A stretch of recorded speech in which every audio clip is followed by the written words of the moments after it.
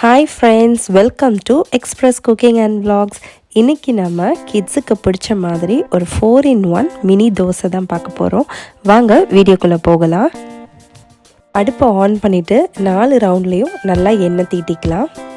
தோசை மாவை ஃபுல் கரண்டி எடுத்துக்காமல் 3/4 கரண்டி எடுத்துருக்கிறேன். இது வந்து எல்லா ரவுண்ட்லேயுமே சேர்த்துக்கலாம். ரொம்ப கட்டியாகவும் இல்லாமல் ரொம்ப தண்ணியாகவும் இல்லாமல் பார்த்துக்கோங்க மாவை.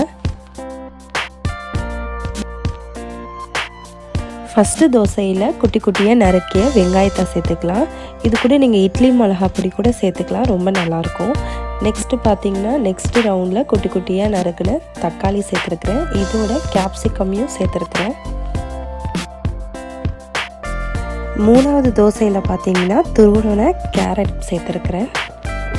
கடைசி தோசையில் எல்லாம் மிக்ஸ்டாக வந்து சேர்த்துருக்குறேன். வெங்காயம், தக்காளி, கேப்சிகம், திருவின கேரட், கொத்தமல்லி, அப்புறம் சீஸ் சேர்த்துருக்குறேன். தோசையை சுற்றி உங்களுக்கு தேவையான அளவு நெய்யை சேர்த்துக்கோங்க.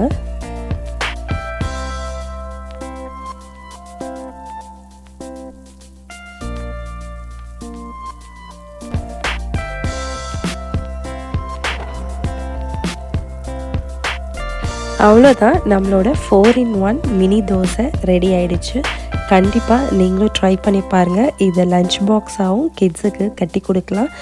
Enjoy cooking. தேங்க்யூ.